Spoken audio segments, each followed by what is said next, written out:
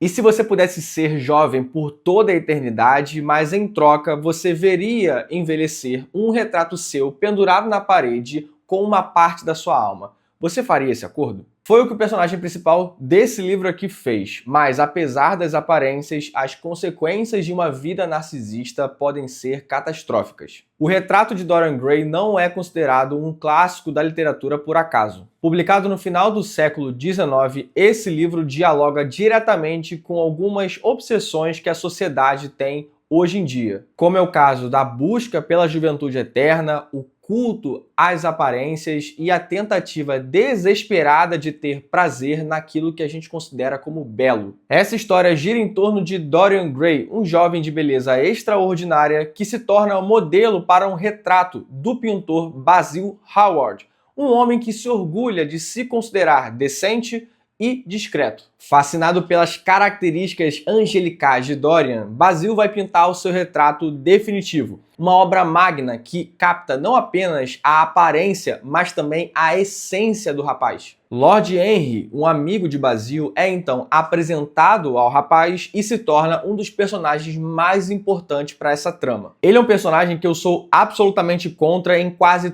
todas as opiniões que ele tem. Ele é cínico, tem uma visão individualista do mundo e eu o considero um escravo do hedonismo. Estamos falando aqui simplesmente do inimigo da terapia. Se o Lord Henry está de um lado, eu estou do outro. Por trás das suas frases espirituosas e desconcertantes, há um vazio ético profundo. O pior é que esse personagem tem uma grande influência sobre o Dorian Gray. Ele planta na cabeça do Dorian que a juventude e o prazer são os únicos valores que realmente importam e que a moral é uma convenção social hipócrita. Até aquele momento, parece que o Dorian Gray não consegue perceber o fascínio que ele provoca nas pessoas por conta da sua aparência e carisma. Daí, quando ele encara a própria imagem na pintura, parece que ele tem um momento de despertar. E então ele fica com ciúmes de si mesmo. Ele diz que tem inveja por ele envelhecer enquanto o tempo passar, enquanto a pintura não mudará nada. O retrato, assim, seria um lembrete constante do que era a sua beleza no seu auge. Ele diz que desejaria qualquer coisa para ficar com aquela aparência para sempre enquanto o retrato envelhecesse no lugar dele. E nesse momento, um voto fáustico foi feito e o seu pedido realizado, mas demoraria muito tempo até alguém perceber isso. Dentre vários pontos, esse livro também é uma reflexão profunda sobre a arte. O Oscar Wilde brinca o tempo todo com essa noção de significado da arte. O Retrato de Dorian Gray é arte no seu estado sublime, mas também é um registro moral do personagem. O livro questiona, assim, se a arte deve ser moral. Curiosamente, a obra foi duramente criticada quando lançada por ser considerada imoral e corruptora. Críticas essas que o Oscar Wilde meio que responde dentro do texto. Além do aspecto de moralidade da arte, um outro questionamento surge durante a leitura. Será que existe arte sem o artista? Uma obra reflete o próprio artista ao objeto modelo ou a interpretação daquele que a vê? O personagem Basil projeta no retrato os seus desejos e a sua idealização de Dorian, enquanto o próprio Dorian enxerga na obra não apenas a sua imagem, mas aquilo que ele gostaria de ser eternamente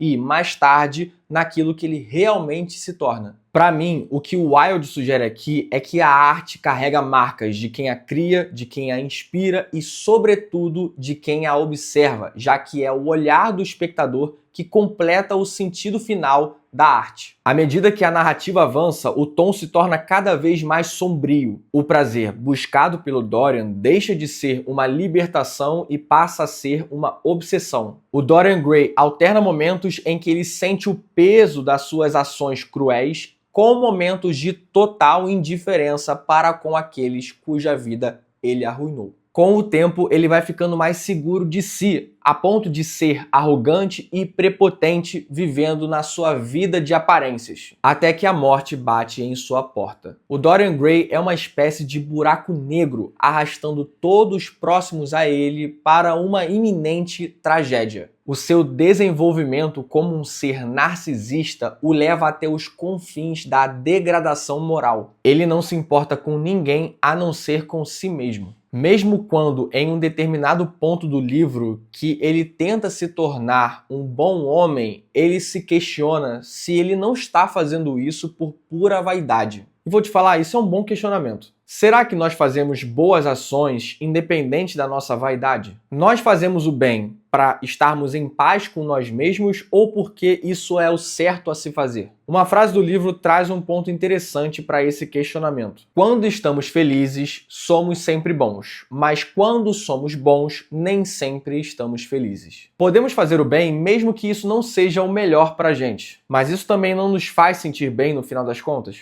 Abrir mão de uma coisa que a gente quer muito só porque isso vai ser pelo bem maior também não massageia o nosso ego? Será que fazemos alguma coisa por puro altruísmo? Enquanto estou gravando esse vídeo, eu estou lendo um outro livro chamado Justiça, do Michael Sandel, que vai falar, dentre outros assuntos, sobre a moral. Nessa discussão, o autor expõe o que Immanuel Kant diz sobre o assunto. E o filósofo alega o seguinte: contanto que façamos algo pelo simples e primeiro motivo de que aquilo é o certo a se fazer, respeitando as pessoas no processo, não tem problema da gente se sentir bem com isso. Isso não vai retirar o valor moral das nossas ações. É óbvio que a discussão sobre valores morais é muito mais profunda que isso, mas o fato é que os valores morais não são o mais importante para o personagem Dorian Gray. Ele constantemente justifica as suas ações cruéis sobre a premissa de considerações estéticas, como se as tragédias que ele causava na vida dos outros fossem aceitáveis porque tudo era como uma grande obra de arte. Para o Dorian, tudo pode ser justificado, contanto que seja belo. E todas as coisas terríveis que o Dorian Gray faz ficam escondidas nas sombras. Nada é muito explícito. Sabemos o fim das pessoas que interagiram com ele, mas não sabemos grande parte de como ele conseguiu influenciá-las para chegar a esse ponto. Isso vai construindo o Dorian Gray como se fosse um mito, uma lenda. Ele vira a representação de uma entidade maligna que seduz as pessoas com a sua aparência e personalidade,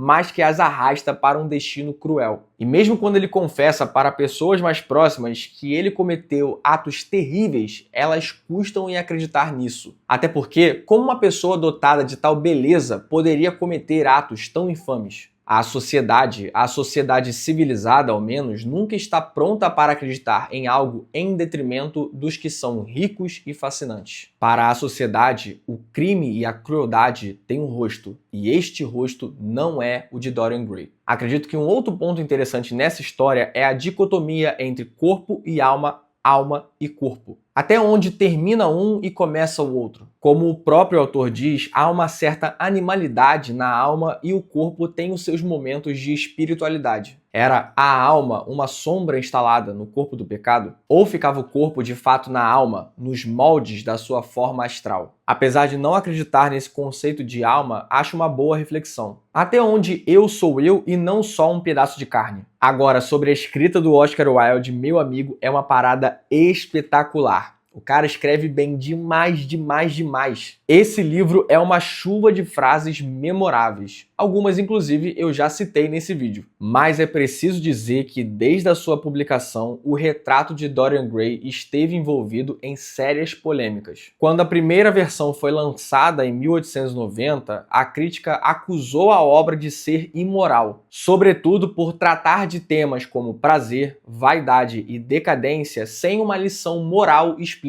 Para muitas pessoas na época, o simples fato da obra não punir imediatamente o seu protagonista já era visto como uma ameaça à moral pública. Outro aspecto muito atacado nessa obra foram as insinuações de relações homossexuais entre os personagens, especialmente entre os personagens Basil e Dorian Gray. Para um contexto em que a homossexualidade era crime, o tom de fascínio e devoção do Basil para com o Dorian era visto como absurdo. Pressionado pela opinião pública, o Oscar Wilde revisou o texto na versão de 1891, suavizando algumas passagens e ampliando o romance para torná-lo mais aceitável ao público. Esses ataques atingiram o seu ápice quando trechos do próprio livro foram usados contra o Oscar Wilde nos seus julgamentos por indecência grave, como uma suposta prova do seu caráter imoral. Ele foi acusado de manter relações sexuais com outros homens, algo considerado crime pela lei inglesa na época. Após 2 julgamentos, ele foi sentenciado a 2 anos de prisão com trabalhos forçados, a pena máxima prevista por esses atos. Hoje, por toda essa trajetória triste do autor, essa história só aumentou o impacto desse livro. No fim das contas, o Retrato de Dorian Gray não é apenas uma história sobre vaidade ou a busca pela juventude eterna, de uma vida que indivíduos narcisistas gostam de levar pelo verniz das aparências. Oscar Wilde expõe as contradições das pessoas e nos deixa sozinho diante do quadro da sociedade. Um quadro que, como o Retrato de Dorian, pode nos revelar mais do que gostaríamos de ver.